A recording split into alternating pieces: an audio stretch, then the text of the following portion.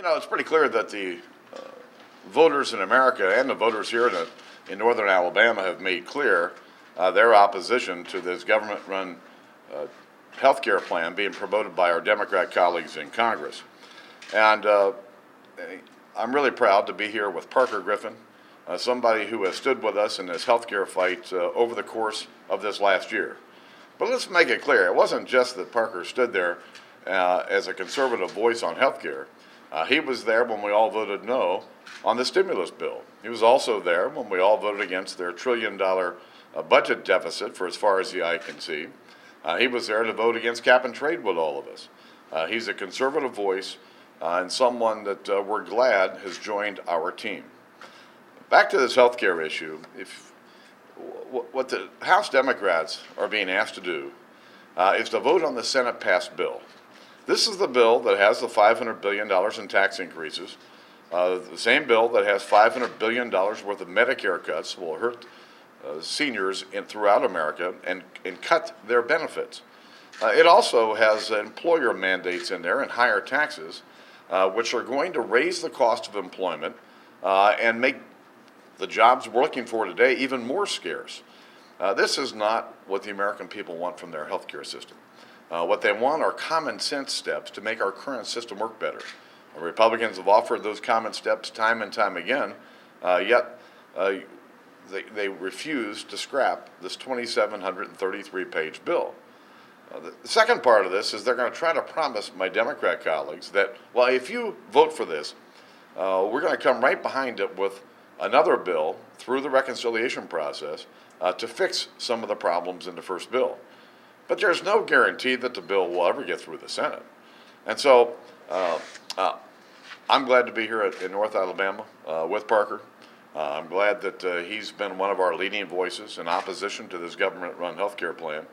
And as we get into the real crunch time, which is where we are here, in the next week or two, they're bound and determined to try to get this bill passed. And so with that, I'm going to say, glad to be here, Parker. We'll be glad to take your questions. Thank you. I'd like to just add a few things to that this health care bill that's being proposed is a bill that if I sat down with my accountant, sat down with my attorney, and I said to them, how is this bill going to affect my business? How is this bill going to affect my ability to hire someone? My accountant, who's a smart man, my attorney, who is a smart man, can't tell me. No one knows what's in the bill. It's massive, massive page after page, probably weighs well over 100 pounds, and no one can understand what this bill does to a small businessman, except increase his cost, will probably discourage him from hiring someone. And so this is a bad bill. It was a bad bill to begin with. Many of us, both Democrats and Republicans, know that this is a bad bill, and that is why Speaker Pelosi and the President are having to twist arms, make backroom deals, because it is a bad bill and no one wants to vote for it. And so we stand firm and ready over the next 2 or 3 weeks to make sure this bill doesn't pass, because we think it's bad for America, and it's certainly bad for those who need our health care system. Questions? Congressman Griffith, Charlie Rangel is in the midst of an ethics investigation. A lot of Republicans are asking Democrats to return some money. I know he had made some campaign contributions. Do you plan on returning some of that money back in 2008? And what's your relationship with him? I don't have a relationship with Congressman Rangel, and I'm not sure about the money trail.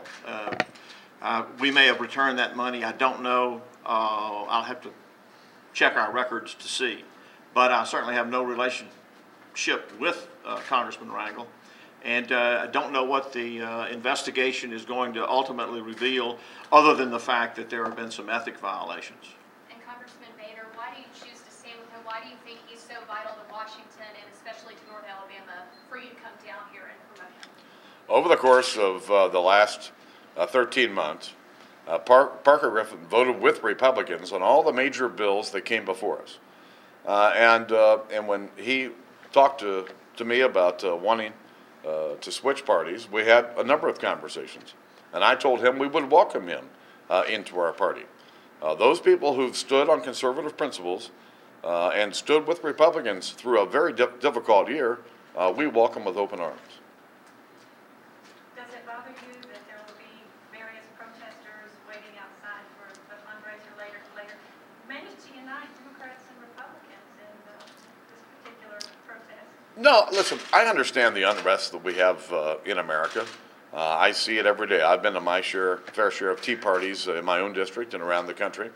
And so I understand the concerns that people have. But understand this. The people of northern Alabama will decide who their congressman's going to be. I'm here to help my friend Parker Griffin because when I needed help to stand up against the Pelosi health care bill, the Pelosi cap and trade bill, the huge budget with all those $1 trillion deficits for as far as the eye can see, and their crazy stimulus bill that was supposed to be about creating jobs but hasn't, there were a handful of Democrats who stood with us each and every time, and Parker was one of them. All right, Congressman Griffith. Yes, sir. There was a 3 p.m. press conference with the AFL-CIO. A lot of them have said that they've been asking for their money back. And I've talked to you about this before. You said, hey, the checks have been written. I don't have a clue about it. But these folks are saying that the money has not made it back to them. In fact, that you haven't even responded to them. Yeah, well, we'd be happy to check on that for them. Okay, and Yeah. just to let you know, to be a little more clear, they say not only was it the state offices for AFL-CIO, it's also been the local affiliates, and now the national AFL-CIO is trying to continuously reach out to you, and you haven't reached back to them, or your people have not. What do you have to say about that? I'm unaware of them trying to reach out to me, so they may have contacted my office. I'm unaware of that. I think the AFL-CIO is a far left organization that is pushing this far left health care bill. And so this business about returning money is a smokescreen. What they really want to do is the AFL-CIO wants to force this health care bill down the throats of America. And so they're using this platform to do it. And so I think it's really not the money issue is not the issue. The issue is that they have come out strong for this health care bill, and we believe it's a bad bill for America. So this money thing is just an excuse to do some type of grandstanding? Absolutely. They've been doing it for, I think, a couple of months. Thank you all. Thank you.